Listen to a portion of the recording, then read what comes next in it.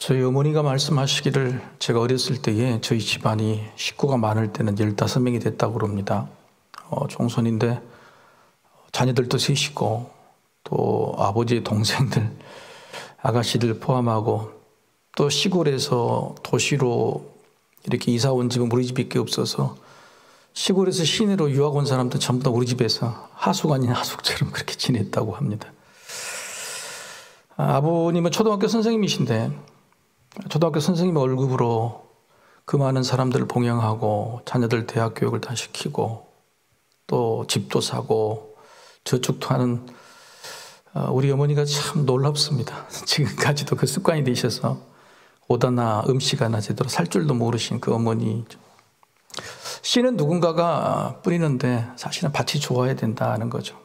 누구나 사람들이 버는 일생에서 얻게 되는 수익은 정해져 있지만 그 수익을 통해서 어떤 밭에 어떻게 뿌려서 어떤 열매를 거두느냐, 참 다양한 밭들이 있고 또 다양한 토지가 있습니다.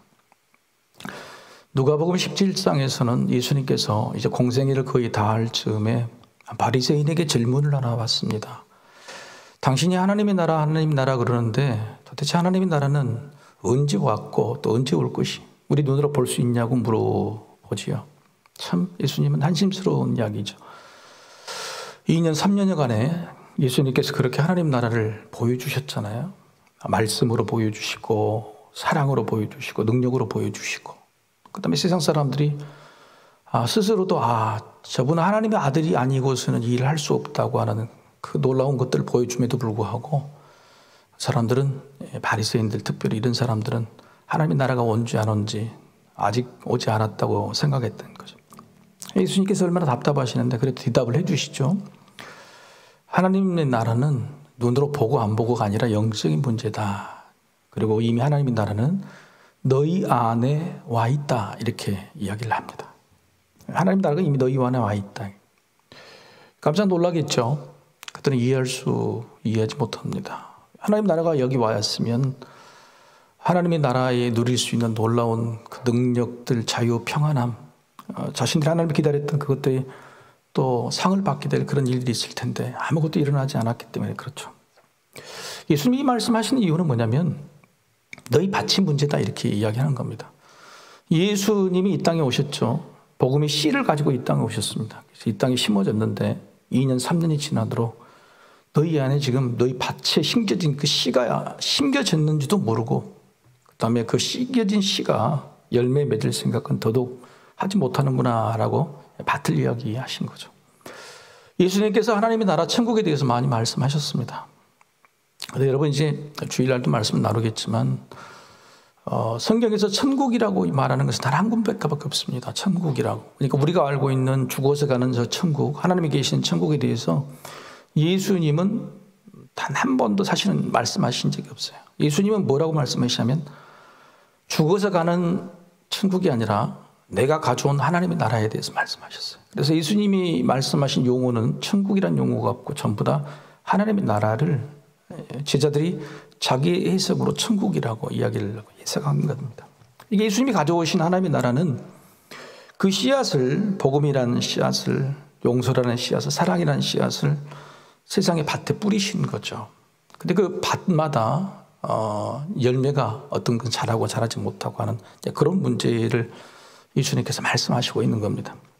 하나님의 나라가 너희 안에 있는데 너희 안이라는 것은 밭을 말하죠. 하나님의 씨앗이 와 있는데 너희 안에 이미 와 있는데 뿌려졌는데 열매가 없다는 겁니다. 너희 안에는 두 가지 의미죠. 하나는 이제 두 가지 밭을 이야기하는 겁니다. 너희 안에 하나는 각자의 마음 속에, 각자의 심령 안에, 그러니까 각자의 마음 밭이라는 밭이 하나 있는 거고, 그리고 너희 안에 그러면 이건 복수잖아요. 그래서 너희 공동체 안에라는 이런 뜻입니다. 너희 공동체 안에. 이 두 가지가 뜻이죠. 그러니까 하나님의 말씀이란 씨앗이 심겨진 밭은 우리가 성경 보고서는 두 가지로 이해해야 됩니다. 하나는 개인의 밭이 있고 하나는 공동의 밭이 있다. 그래서 예수님께서 3년 동안 열심히 노력하셔서 세우려고 하시는 것이 바로 교회였어요. 그리고 제자 공동체였습니다. 그리고 이 예수님의 이 공동체 정신, 혼자의 믿음, 혼자의 구원이 아니고 공동체를 만드는 공동의 이 밭, 공동의 밭이 치라는 그 개념을 제자들이 굉장히 잘 알았어요. 그래서 신학자들은 신학에 있는 이제 이 역사를 보면요, 대부분 처음에는 교회라고 말하지 않았습니다. 대부분 제자가 이끄는 마태 공동체, 누가가 이끄는 누가 공동체, 또 뭐 요한이 이끄는 요한 공동체, 이렇게 공동체라는 말로 이야기를 했습니다. 그러니까 예수님이 제자들에게 말하는 하나님의 나라는 각자의 개인 속에 이루어져 있는 그런 밭도 있지만은 공동체가 사람과 사람이 모여서 서로 사랑을 나누고 권면하고 그때가 올수록 기다리는 이 공동체라는 밭이 예수님의 입장에서 굉장히 중요한 강조고 제자들은 그걸 이해를 했다는 것이죠. 히브리서는 예수님이 승천하신 다음에 한참 있다가 기록이 된 것이죠. 그런데 이 히브리서의 사람들이 이 공동체라는 것이 깨져버렸어요. 왜냐하면 이미 이 예루살렘 이스라엘을 떠나고 사방으로 흩어진 디아스포라죠. 그러니까 각자의 로마의 전 지역에서 뭐 가까운 이방 땅에서 서로 살다 보니까 자기들이 가지고 있는 개인적인 믿음만 붙들고 있었지 공동체 신앙에 대해서는 점점 식어버리고 누군가 내가 쓰러질 때마다 또 나가 혼자 외로울 때마다 도와주는 그 공동체의 도움, 공동체를 통해서 얻게 되는 믿음의 이 도움은 별로 그렇게 얻지를 못했다는 거죠. 그래서 히브리서 기자는 그렇게 분석하는 겁니다. 오늘 본문의 내용이 뭐냐면 너희가 예수 믿다가 식어진 사람들은 배교한다 이런 협박이 아니고요. 그 원인에 대해서 격려를 하고 있는 겁니다. 그리고 심지어는 9절 10절 보면요, 이 사람들이 배교를 했거나 믿음이 식어진 사람이거나 다시 돌아가려는 사람이 아니라 굉장히 믿음이 좋은 사람이라고 인정을 하죠. 한번 보실까요? 자, 우리 9절 한번 보시죠. 9절 한번 같이 한번 읽어볼까요? 자, 시작. 사랑하는 자들아, 우리가 이같이 말하나 너희에게는 이보다 더 좋은 것 곧 구원에 속한 것이 있음을 혹시나라. 그렇잖아요. 더 좋은 것이죠. 그러니까 지금까지 그 앞절 18절까지는 뭐냐면 너희가 행동하지 않으면 배교할 수 있다, 식어버렸다 이렇게 꾸중하는 것이 아니라 실제적으로는 그것은 그냥 전체에 있는 사람들에게 이야기하였지만 편지를 받고 있는 이 사람들은 아니야, 너희는 이것보다도 훨씬 더 좋은 것이 너희 안에 있는 것 내가 확신하고 확인했어 라고 이야기를 하고 있는 거죠. 그러니까 지금 이 히브리서에 있는 이 편지를 받는 사람은요, 실제적으로 돌아가는 사람은 있긴 있죠. 유대인이 다시 믿음으로 돌아가 버리는 사람도 있고 또 복음이라는 씨앗을 가지고 뿌렸는데 전혀 관리도 안 하고 자라지 않는 밭도 있지만은 많은 사람들은 적어도 믿음에 대한 경험을 했고 맛을 봤다고 하는 겁니다. 그런데 그것이 더 문제라는 거예요. 자, 좋은 씨앗을 하나 받았어요. 그런데 어떤 사람은 이 씨앗을 받고 이게 좋은지 안 좋은지 모르고 그냥 내팽개쳐 둬버린 사람이 있어요. 우리가 그걸 달란트 비유에서 한 달란트 받은 사람이 그랬죠. 땅에 묻어둔 사람이 있죠. 또 어떤 사람은 이 씨앗을 한번 씹어보니까 저절로 잘 자라거든요. 왜요? 하나님 말씀하시 천국의 하나님 나라 씨는 밤새도록 우리가 모르는 사이에 저절로 자란다 그랬잖아요. 그렇게 한번 경험을 해보니까 이야, 이게 너무나 기분이 좋고 그러거든요. 근데 자기가 노력하지 않아도 저절로 믿음의 열매들이 맺혀지고 기쁨이 생기거든요. 그래서 점점 소홀히 하게 된 겁니다. 그렇게 소홀히 해서 결국은 나중에 씨에 대해서 관리도 하지 아니하고 씨가 점점 열매도 맺어지지 않는 그런 상황이 됐죠. 바로 그런 사람들이 꽤 많았다는 거예요.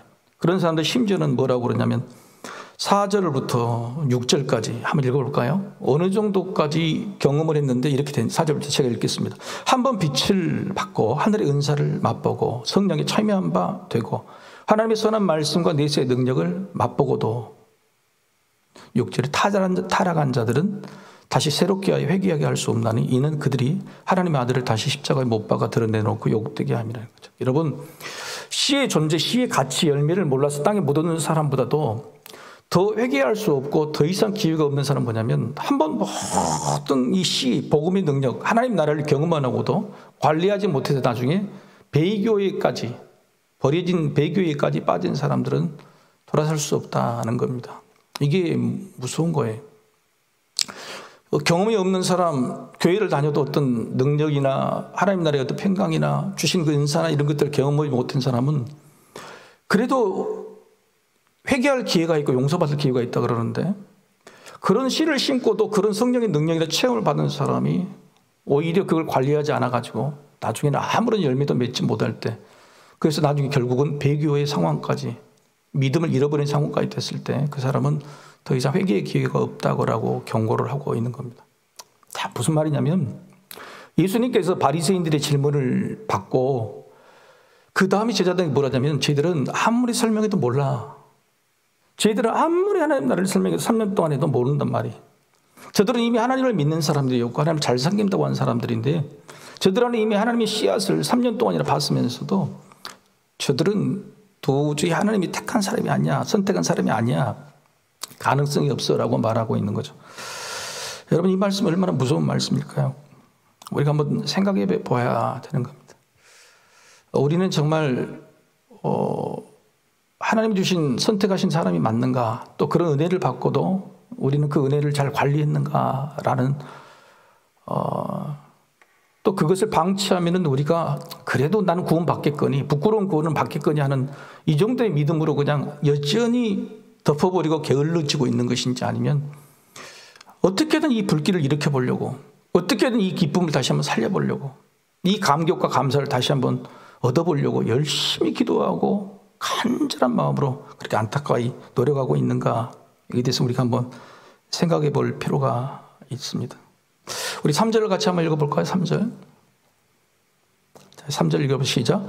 하나님께서 허락하시면 우리가 이것을 하리라 하는 거예요. 여기서 허락하신다는 것은 우리는 다 허락을 받았죠. 무슨 말이냐면 우리가 다시 노력하면 다시 간절히 갈망하면 반드시 하나님께서 이걸 이루게 하신다. 다시 우리 안에 식어진 믿음들이 불같이 일어나게 한다. 이렇게 말하고 있습니다. 자, 우리가 다시 불같이 일어나야 될 것이 뭘까요? 그것은 바로 1절, 2절 그리스도의 초보, 기초라고 그러는데 이거 기초인가요? 여러분 한번 1절, 2절 제가 한번 읽어보겠습니다. 이것이 기초고 이제 이 기초는 더 이상 닦지 말고 더 높은 차원 높은 곳으로 건너가라 그러는데 그 기초라고 말한 것이 정말 우리 기초인가요? 1절, 2절 제가 한번 읽어보겠습니다.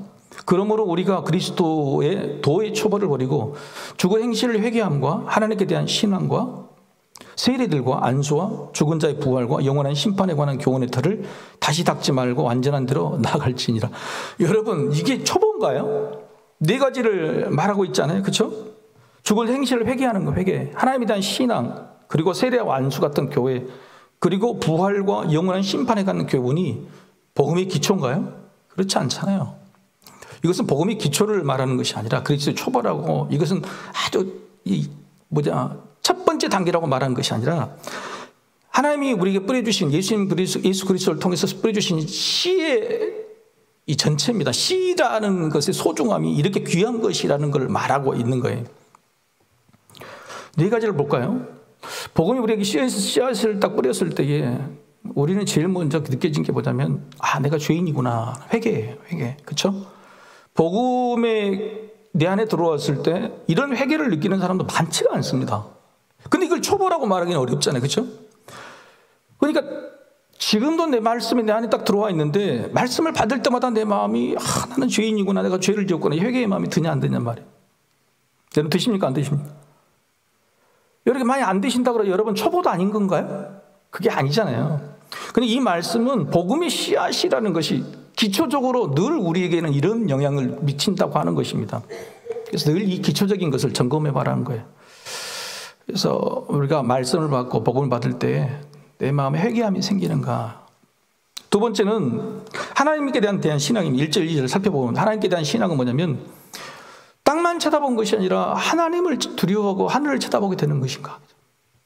우리가 교회 와서 예배를 드리고 뭘 해도 내 세상에 있는 땅의 문제만 땅의 것들만 가득히 바라보고 하늘을 바라보면서 하나님에 대한 두려운 마음이 안 생긴다. 여러분 하나님에 대한 두려운 마음이 있습니까? 없습니까? 세상만 열심히 살다 보면 가끔 하나님이 두려워집니까? 안 두려워집니까? 근데 하나님이 두려워진 마음이 전혀 없다 그러면 여러분이 가지고 있는 복음의 씨앗, 기초적인 그 놀라운 능력들이 지금 식어져 버리고 사라진 것이라고 볼 수가 있는 거예요. 그래서 첫 번째는 회개고 두 번째는 경외입니다. 경외. 하나님에 대한 두려움이 나한테는 있는가. 세 번째는 교회입니다. 교회. 교회에 대한 이야기를 세례들과 안수를 이야기했습니다. 공동체 세례들과 안수. 교회 와서 받는 거죠. 교회 공동체에서. 이 말은 무슨 말이냐면 내가 교회에 오면 기쁜가 즐거운가. 여러분 오늘 교회 나오실 때 막 룰루랄라 찬양하고 오셨습니까? 억지로 오셨습니까? 지금 교회 오는 발걸음이 억지로 오시는 것인가 아니면은 다 그냥 그던들의 발걸음인가 한번 생각해 보라는 거예요. 하나님께서 주신 복음의 씨앗이 내가 좀 잘 가려고 있을까? 교회에 나오는 발걸음이 기쁠까? 하나님께서 주실 것을 믿고 지금도 기대함으로 막 가득 차고 오는 것인가? 이런 생각을 한번 해보시라는 거죠. 네 번째는 구원입니다. 구원. 부활과 영원한 심판. 이것은 뭐냐면은 내가 마지막 순간에 대한 인생의 목표가 죽어서 살아난 부활, 그리고 하나님의 심판대 앞에서 내가 상급받는 그것으로 내가 향해 가고 있는가 하는 거죠. 아니면 나는 내 인생의 목표가 그냥 이 땅에서 성공하고 자식 잘 되고 그냥 이대로 살다가 죽는 것인가? 아니, 그 이후에, 죽음 이후에 하나님을 만날 때 그 모습, 구원받는 그 삶에 대한 목표가 있는 것인가? 거기다 늘 소망이 있는가에 대해서 우리가 이 네 가지를 한번 생각해 볼 필요가 있는 것이죠. 한번 따라해 볼까요? 회개, 경외, 교회, 구원. 이 네 가지가 내가 복음의 씨앗이 잘 심겨져 있는가, 살아있는가에 대한 징표라고 이야기하고 있는 것입니다.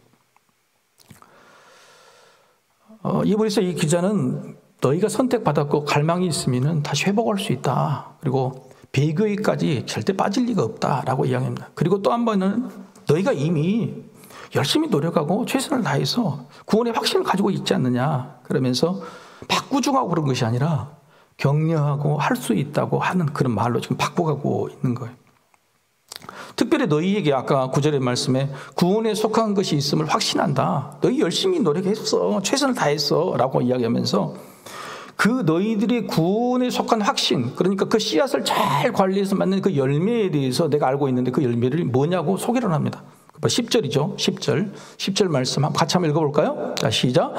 하나님은 불의하지 아니하사 너희 행위와 그의 이름을 위하여 나타낸 사랑으로 이미 성도를 섬긴 것과 이제도 섬기고 있는 것을 잊어버리지 아니하시느니라. 자, 제가 처음에 오늘 설교 처음에 예수님께서 너희 안에 하나님 나라가 임했을 때 너희 안이라는 밭이 두 가지라 그랬죠. 하나는 개인의 밭이라 그랬죠. 자, 개인의 밭의 열매는 아까 네 가지라 그랬습니다. 구원, 그리고 뭐죠? 경외, 교회, 그 다음에 회개, 이 네 가지가 있는 것입니다. 자, 그러면 공동체라는 밭에는 무슨 열매가 맺어야 되느냐? 그게 너희에게 있다, 보인다고 하는 겁니다. 뭐죠? 사랑으로 성도를 섬기는 것이에요. 사랑으로 성도를 섬기는 것. 이게 바로 너희가 믿는 공동체라는 밭에서 맺어야 될 열매다. 근데 너희는 그것이 있다라고 너무너무 고맙다고 말하는 것입니다.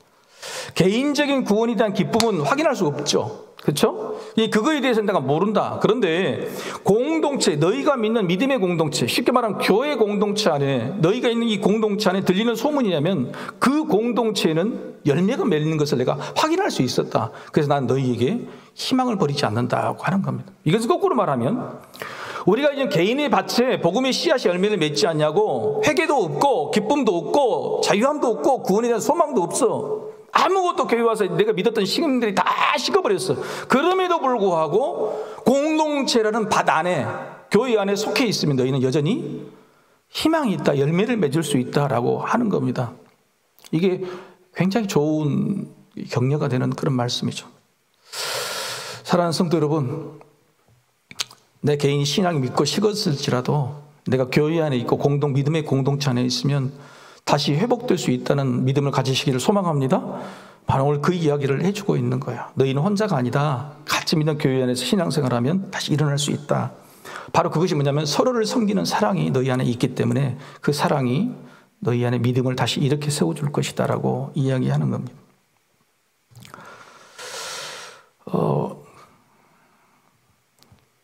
이게 이 믿음의 땅, 믿음의 밭, 믿음의 토지라는 이 개념을 조금 세상적으로 우리 삶에 조금 이렇게 적용해서 해석을 해보면 토지제도와 관련이 있습니다. 세상 사람들은 예전부터 나는 내가 내 이름으로 땅 한 평만 있으면 좋겠다고 늘 생각했죠. 돈이 있으면 어른들 다 그랬다는 점. 근데 이것은 뭐 지금 이 한국 사회에 있는 것만 아니라 모든 인류가 가지고 있던 첫 번째 소망이었어요. 그래서 이 토지 제도를 사람들이 땅을 갖게 할 것이냐, 또 어떻게 거래하게 할 것이냐, 땅에서 세금을 어떻게 거둘 것이냐, 이것이 정치와 경제, 사회의 근간이었습니다. 중국의 초대 국가를 은주, 진한, 그렇죠. 은나라, 주나라, 엄청나게 오래된 4,000년, 5,000년 전의 나라입니다. 근데 이 은나라, 주나라 초대 왕 때부터 토지 제도를 만들었는데 그 토지제도의 근간을 세운 사람이 맹자라고 하죠. 근데 여러분, 그 맹자가 세운 토지제도의 근간이 뭐냐면 정전제입니다. 정전제. 정전이란 정자, 고물의 정자가 아니라 오물 정자죠. 사진 한번 보실까요? 이게 우물 정자죠. 자, 땅이라는 것을 가운데로 우물 정자로 파면은 몇 칸이 됩니까? 8이 써졌지만 가운데까지 해서 9칸이 되죠. 9칸이 되는데 이 토지제도를 8명의 사람에게 이 큰 땅을 이렇게 9칸으로 딱 나누고요. 전부 다 가의 1부터 8까지나 개인에게 다 줍니다. 그리고 가운데 있는 9번째 땅이 공동체죠. 이 공동체 땅을 경작을 해서 이것은 나라에 바치는 거예요. 나라에 바치는 거예요. 이게 바로 정전제예요. 그러니까 이 8명의 사람이 각자의 소유권을 다 가지고 열심히 일하고, 그 다음에 가운데 있는 이 공적인 이 땅, 이것으로 나라에 바쳐서 또 마을에 문제가 있으면 이걸로 해결하라는 것이죠. 근데 여러분, 성경에요, 이 정전제의 그 원리 이념을요, 하나님께서 그대로 율법에 해주셨어요. 하나님께서 그대로 공동체의 이스라엘 백성들에게 그대로 이런 식으로 땅을 다 나눠주고요. 그 다음에 제사장들에게 바칠, 제사장에게 줄 땅이랄지 제사장에 드는 재물들은요, 공동체로 다시 경영해서 줄 수 있도록 하나님께서 똑같은 그 방법들을 이렇게 만들어 주셨다는 거예요. 여러분, 이게 무슨 뜻이냐면, 우리 안에 있는 마음밭을, 우리 교회라는 마음밭을 이렇게 나눠봅시다. 나눠보면은 8명이라는 사람이 교회를 다니는데 그 8명에 살아가는 사람들 중에서 각자가 자기 걱정이 있고 자기 기도 제목이 있고 자기 소망이 있잖아요. 그런데 가운데에 공동체를 위한 생각하는 마음이 중심이 있느냐, 이게 중요한 거예요. 이런 교회가 같이 공평한 교회고 희망 있는 교회고 화평하게 되는 거예요. 여러분, 이 정전제를 조선시대 우리나라에 도입하려고, 실제적으로 신라시대부터 도입하려고 굉장히 노력을 했습니다. 왜냐하면 가장 이상적인 제도이기 때문에. 그런데 한 번도 적용하지 못했어요. 왜냐하면 사람이 욕심이 있어요. 토지는 왕의 소유라. 그래서 왕의 토지를 귀족들에게 나눠주면 귀족들은 백성들에게 이 토지를 개간해서 수조권, 그러니까 세금을 받아서 또 나라에 바치는 거예요. 결코 이 땅에 대한 욕심을 내려놓지 못하는 것이 우리 세상의 사람들의 욕심인 거죠. 결국은 이 정전제가 가장 이상적인 목적인데 그것이 안 되니까 나중에는 뭐 균전제랄지 또 한전제, 균전제라는 것을 다 공평하게 나눠주자. 한전제는 다 개인적인 영향을 주지만 한계를 정해서 주자. 결국은 이 정전제를 단 한 번도 시행하지 못했습니다. 우리나라에서. 결국은 이제 조선시대 후기부터는 모든 토지주조가 다 엉망이 돼버려가지고 모든 백성들이 정말로 굶어 죽는 일들이, 밀란이 많이 발생하는 일들이 생겼죠. 결국은 이 땅이라는 이 개념이 우리 안에 굉장히 근본적으로 이 균형 잡힌 어떤 그런 모습이 있어야 되는 거예요. 우리 영혼이라는 땅을 봤을 때 우리 땅이 개인적으로 각자의 자기 마음이 자리가 있잖아요. 그런데 가운데 이 공동체라는 개념이 있느냐 없느냐, 그것이 있는 사람과 없는 사람과는 완전히 달라요. 여러분이 교회 안에 지금 예배를 드리더라도 교회 공동체이든 마음이 있는 사람과 없는 사람이 드리는 예배는 전혀 다르다는 거예요. 우리 마음이 8개로 쪼개져 있죠. 9개로. 하나는 자식한테도 가 있고, 하나는 물질도 있고, 하나는 건강에도 가 있고, 하나는 돈도 있고, 다 쪼개 있잖아요. 그런데 그 쪼개진 마음 속에 공동체, 하나님의 나라 공동체, 교회라는 그 개념이 있느냐 없느냐에 굉장히 중요한 거죠. 오늘 성경은 그렇게 말합니다. 너희가 개인적으로 땅을 가지고 세상 욕심이나 기도 제목을 가지고 해도 그것으로 너희 신앙 열매가 맺고 그것이 소망의 풍성함에 이르지 않는다고 하는 겁니다. 공동체의 믿음이, 공동체를 위한 믿음, 공동체를 통해서 성장하고 장성하는 그런 열매 맺는 믿음이 너희한테 있느냐 하는 거죠. 오늘 이 히브리서 기자는 우리에게도 격려를 해주고 있는 겁니다. 혼자는 신앙 열매를 얻기는 참 어렵지만은 믿음의 공동체가 있다면 너희는 여기까지 갈 수 있다고 말하고 격려를 해주고 있죠.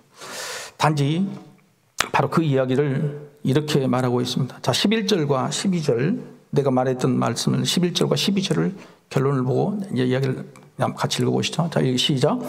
우리가 간절히 원하는 것은 너희 각 사람이 동일한 부지런함을 나타내어 끝까지 소망의 풍성함에 이르러 12절 게으르지 아니하고 믿음과 오래 참음으로 말미암아 약속들을 기업으로 받는 자들을 본받는 자 되게 하리는 것이니라 하며, 전부 여기는 다 복수입니다. 사람이 전부 다 복수고요. 그리고 뭐라 그러냐면 간절히 원하는 것, 이게 결론입니다. 동일한 부지런함을 이라는 거예요. 동일한 부지런함이. 이게 무슨 말일까요?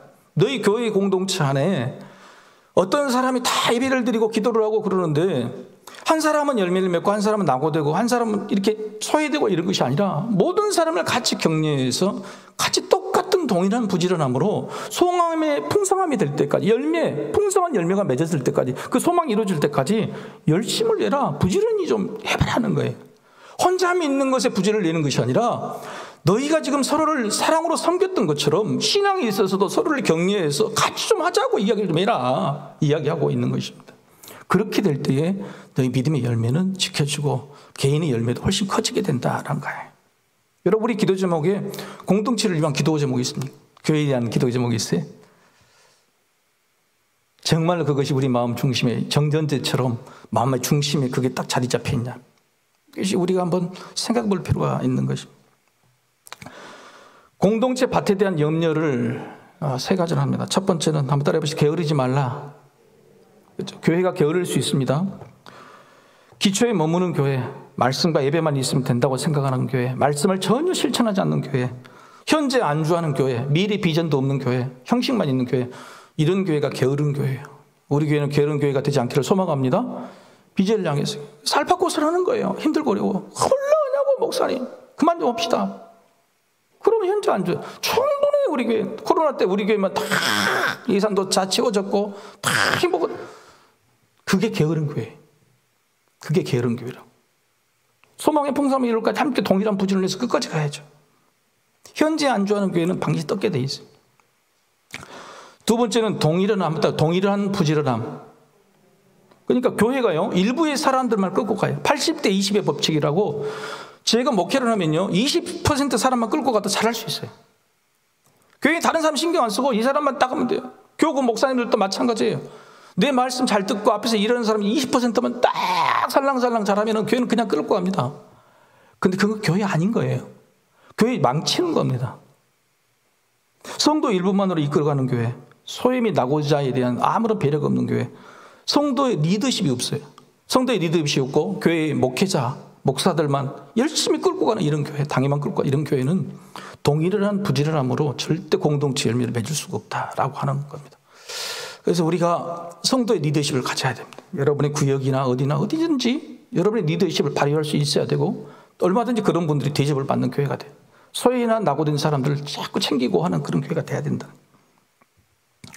세 번째 한번 따라볼까요? 끝까지 오래 참음. 끝까지 참음. 공동체라는 밭, 교회라는 밭의 염려가 첫 번째는 게으르지 말라는 거예요. 두 번째는 뭐냐면 동일한 부지런함을 내라는 거예요. 세 번째는 뭐냐면 끝까지 오래 참음이에요. 그러니까 가다가 쉽고 멈추는 교회가 있다. 코로나가 우리 교회에 지금 굉장히 큰 위기입니다. 우리 교회뿐만 아니라 한국 교회에. 그래서 이게 고난이고 분쟁인데요. 여러분, 이게 얼마나 한번 생각해 보십시오. 예전에는 교회 다니지 말라고 목에 칼이 들어오고 핍박했잖아요. 그렇죠? 근데 지금 이 코로나는 뭘까요? 코로나라는 게 핍박이 뭐죠? 코로나라는 것이 지금 한국 교회가 100년 동안 이루는 것을 순식간에 30%를 앗아가 버렸어요. 불과 2년 만에 30%예요. 한국 교회가 줄어든 거 10% 20%가요. 20년 30년 동안 줄어들었는데 단 2년 만에 한국 교회가 30% 이상이 날아가 버렸어요. 근데 그게 핍박이 뭐예요? 그 편안함이에요. 편안함. 그리고 언택트, 공동체에 대한 개념을 싹 뺏어가 버렸어요. 개인이에요. 혼자 만나지 말고 모이지 말고. 여러분, 이게 바로 한번 생각해 보세요. 이 성경에 말하는 이 공동체라는 밭이 얼마나 중요한 거예요. 그걸 뺏어가 버리니까 순식간에 개인의 열매도 전부 다 사라져 버린 거예요. 교회 온라인 예배를 멈추면 교회로 옮기겠다. 28%예요. 나는 온라인 예배로 계속 편안한 것이라는 거예요. 공동체라는 개념을 뺏어가 버린 것이 사탄이 아주 주요한 전략인 거예요. 개인의 열매도 사라져버리고 개인의 열매도 맺지 않는, 바로 이거 우리가 경험하고 있는 거잖아요. 히브리서 기자는요, 지금부터 불과 2000년 전에 벌써 그 이야기를 듣고, 너희 개인의 믿음의 밭에도 열매도 중요하지만 공동체라는 게 살아있어서 정전제처럼 그 마음에 동일한 부지런함이 있어야 돼. 그 부지런함이 너희가 힘들고 어려울 때 개인적으로 위로가 되고 사랑으로 섬겨지고 열매를 맺게 된다. 그래서 교회를 붙들어라, 공동체를 붙들어라 그러는데 지금 우리가 그걸 경험하고 있는 것이, 여러분이 실감하고 있는 겁니다. 근데 그 공동체를 깨뜨리는 것은 핍박도 아니에요. 고난도 아니고 편리합니다. 편리합니다. 그래서 오늘 이 히브리서 기자는 게으르지 마라. 부지런해라. 게으르지 마라. 편리함이 뭐예요? 게으름. 오늘 좀 있으면 아이고 온라인 예배도 예배지. 물론 온라인 예배들이 뭐라고 하는 거 아닙니다. 그러나 우리 안에 있는 이런 게으름, 편리함이 있는지 없는지, 그것 때문에 우리 믿음의 열매를 맺을 수 있어도 못 맺고 있지 않는지 한번 생각해 봐야 된다. 바로 오늘 히브리서 기자가 사실 우리에게는 엄청난 예언을 해주고 있는 것입니다. 우리 이건 우리 마음속에 이 정전제는, 다시 한번 그림 한번 보여주실래요? 그렇죠. 여러분의 마음이 8개로 나눠져도 괜찮습니다. 자식이고 뭐고 다 여러분의 마음의 땅, 영혼의 땅이. 그런데 한가운데 공동체를 사랑하고 하나님의 나라를 사랑하고 하나님을 섬기는 그 마음의 땅 하나는 반드시 가지고 있어야 된다. 교회 올 때나 무슨 일 할 때 그래야지, 그 땅이 살아 있어야지 여러분 개인의 파티 열매도 소출이 날 것이다. 이 시간 여러분에게도 큰 열매가 있기를 소망합니다. 네, 같이 한번 기도하십시다.